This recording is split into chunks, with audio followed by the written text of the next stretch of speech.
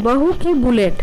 Mummy जी, कल मेरे पापा आ रहे हैं पिंकी की शादी का कार्ड देने।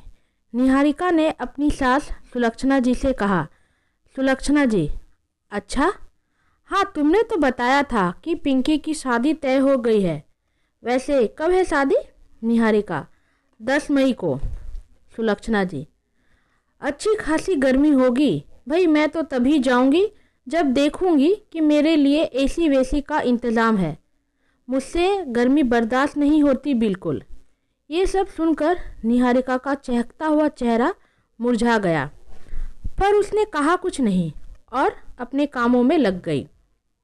अगले दिन निहारिका के पापा आते हैं और फिर वहाँ बातचीत शुरू होती है, जहाँ सुलक्षणा जी कहती है, क्या समझी जी, एक जमाई जो अभी तक आया भी नहीं, उसके लिए इतने ठाट बाट, और मेरे बेटे के लिए खाली हाथ। निहारिका के पापा अशोक जी, क्या मतलब है आपका समधन जी? मैं कुछ समझा नहीं। सुलक्षणा जी, अब इतने भी नासमझ मत बनिए। मेरे बेटे ने कुछ मांगा नहीं तो आपने भी कुछ दिया नहीं। सुना है छोटे दामाद को बुलेट दे रहे हैं, तो मेरे अनुपम ने ऐसा क्या गुनाह कर दिया जो बेचारा रोज़ अपनी खटारे में ऑफिस जाता है? वो तो शर्मीला है, अपने से कभी कुछ कहेगा नहीं, पर बुरा तो उसे ज़रूर लगेगा जब दोनों दामादों में फ़र्क देखेगा। अशोक जी, नहीं नहीं समधन जी, आप गलत समझ रही हैं। वो बुलेट तो पिंकी ने अपने पैसों से ली है, आपको तो पता ही है ना, वो नौकरी करती है। भला मैं दोनों दामादों में भेदभाव करने की सोच भी कैसे सकता हूँ? सुलक्षणा जी, ये तो और भी अच्छी बात हो गई। फिर आपका ये खर्च तो बच गया ना, तो अब वो खर्च आप यहाँ कर दीजिए, अनुपम को ही एक बुलेट दिला दीजिए। और कौन सा अनुपम उस पर अकेले ही घूमेगा? आपकी बेटी भी तो घूमेगी। हमने निहारिका को गहने देने में कोई कंजूसी की है क्या? तो आप क्यों कर रहे हैं? निहारिका, मम्मी जी, आप ये सब क्या कह रही हैं? पापा यहाँ पिंकी की शादी का न्योता देने आए हैं और आप इन्हें अलग ही लिस्ट थमा रही हैं। अभी पिंकी की शादी का खर्च पहले से ही उन पर है और आप भी खामोश बैठे हैं। इतना तो कमा ही लेते हैं कि एक बुलेट तो ले ही सकते हैं, फिर इस तरह। पापा, आप चलिए खाना खा लीजिए, इनकी बातों का बुरा मत मानिएगा। अशोक जी, नहीं बेटा, मैं चलता हूँ, शादी के ढेरों काम पड़े हैं, फिर कभी आऊँगा। और तू इनसे ऐसे बात मत कर, ये तेरे अपने हैं, तेरी भलाई का ही सोचते हैं। समधन जी, अनुपम बेटा, आप लोग इसकी बात का बुरा मत मानना, नासमझ है, कुछ भी बोल जाती है। उसके बाद अशोक जी वहाँ से चले जाते हैं।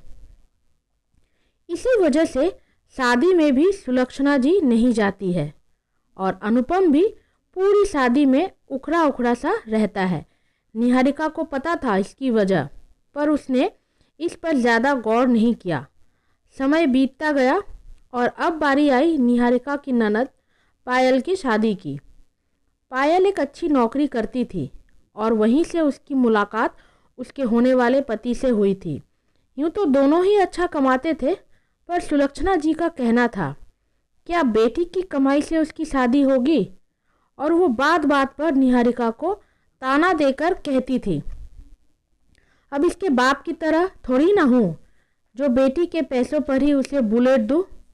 मैं तो ऐसा सोच भी नहीं सकती।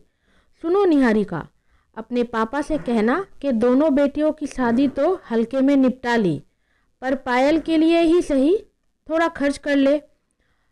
जो बुलेट अनुपम चाहता था वो अब पायल को ही तोहफे में दे दे। सोचा था कुछ मांग नहीं रहे तो भरकर देंगे, पर आजकल बिना मांगे तो जहर भी नहीं मिलता। अरे कम से कम देखकर तो शर्म आनी चाहिए थी। ये देखकर कि हमने उनकी बेटी को कितने गहने चढ़ाए हैं, उसके बदले नहीं दे सकते पर कुछ तो दे देते।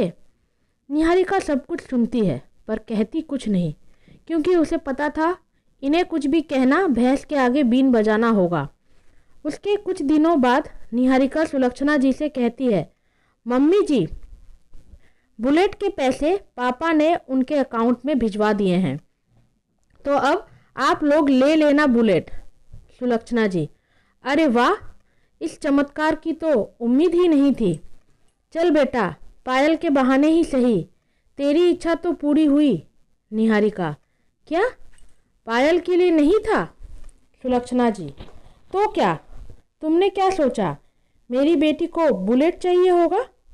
अरे वो कार में घूमती है, अब हर कोई तुम्हारी तरह कंगाल तो है नहीं, दोनों नौकरी करते हैं, पैसों की कमी है क्या पायल और मेरे दामाद को? निहारिका कहना तो बहुत कुछ चाहती थी, पर आज वो इन लोगों की हरकतें देखकर निशब्द हो चुकी थी और सोच रही थी कि क्या इस स्वार्थी संसार में कोई ऐसा रिश्ता बचा है जो स्वार्थ से परे हो। खैर, पायल के शादी के दिन अशोक जी से सुलक्षणा जी कहती है, धन्यवाद समधी जी, आपने सही समय पर बुलेट दे दिया। वैसे देखा जाए तो ये हमारे दिए गए आपके बेटी को गहनों के आगे कम ही है, पर अभी के लिए इतना ही काफ़ी है। अशोक जी, क्या कह रही हैं आप समधन जी, मैंने कब दिया बुलेट? सुलक्षणा जी, क्या आपने अनुपम के अकाउंट में पैसे नहीं भेजे बुलेट के लिए? अशोक जी, नहीं समधन जी। फिर सुलक्षणा जी निहारिका को बुलाकर पूछती है, ये सब क्या है निहारिका?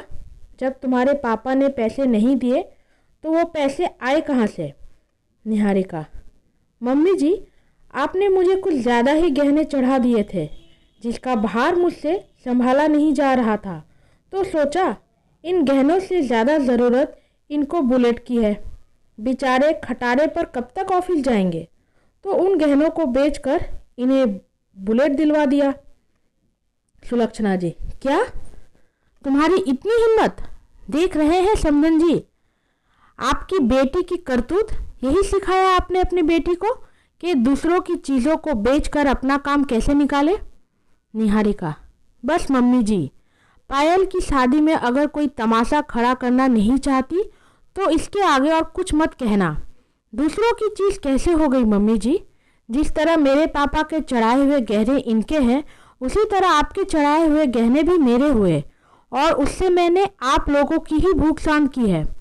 अपनी बेटी की कमाई से उसकी शादी पर तोहफे देने से आपको बुरा लगता है, पर उसी तोहफे को देने के लिए अपने बहू के मायके से मांगने में आपको शर्म नहीं आती। इतना तो मुझे पता चल ही गया है कि इस स्वार्थी संसार में हर कोई बस अपना स्वार्थ देखता है, तो मैं भी क्यों ना स्वार्थी ही बन जाऊं। मम्मी जी, और कितना चाहिए आप लोगों को? भगवान की दया से इस घर में कोई भी कमी नहीं है, पर फिर भी आप हमेशा हाय तौबा करती ही रहती हैं। और आप रहिए अपनी माँ और बुलेट के साथ। पायल की विदाई के साथ साथ मेरी भी इस घर से विदाई होगी। नहीं रहना मुझे यहाँ, जहाँ सामान की इज्जत इंसानों से ज़्यादा है। अशोक जी, ये क्या कह रही है तू? कहाँ जाएगी यहाँ से? निहारिका, आप चिंता मत कीजिए पापा, मैं आपके पास नहीं आऊँगी। मैंने अपना सारा बंदोबस्त कर लिया है। मैं गुरुकुल में पढ़ाने जा रही हूँ, वहीं रहने का इंतज़ाम भी है। मैं जानती हूँ एक बिहाई बेटी का मायके में रहने से उसके माता पिता की इज्जत पर उंगलियाँ उठने लगती है, पर पापा एक दफ़ा सोचिएगा ज़रूर। जब बेटी ने शादी आप लोगों की मर्ज़ी से की है, तो शादी ना चलने पर आप लोगों की ही दोषी क्यों बन जाती है? आखिर उसकी क्या गलती है? उसे भी खुशी से जीने का अधिकार है। मेरी तरह हर लड़की इतनी काबिल नहीं होती जो वो कुछ कर सके, और इसलिए वो दहेज में जल जाती है, क्योंकि उसके परिवार को उसकी लाश देखना तो गवारा है, पर उसका तलाक सुना होना ये कतई गवारा नहीं। संसार हम लड़कियों के लिए इतना स्वार्थी क्यों बन जाता है पापा? दोस्तों, तो क्या आपके पास है निहारिका के सवाल का जवाब? अगर है तो कृपया बताइए कि क्यों नहीं होता लड़कियों का कोई ठिकाना? बचपन से पिता के घर को अपना मानकर संवारती है और बाद में पति का, पर अंत में वो देखती है उसका तो कोई घर है ही नहीं। तो इस कहानी के माध्यम से मेरे हर माता पिता से ये गुजारिश है कि अपनी बेटी के शादी में लाखों खर्च करने के बजाय उन पैसों का उनके अपने पैरों पर खड़ा होने के लिए इस्तेमाल करें। ताकि कभी जब ऐसे हालात आए बेटी को अपने घर गर्व से बुला सके या बेटी खुद अपने पैरों पर खड़ी होकर अपने जीवन का निर्णय ले सके, क्योंकि ज़िंदगी सभी को एक ही बार मिलती है और घुट घुट के जीने की सज़ा किसी को नहीं मिलनी चाहिए। धन्यवाद। रोनिता।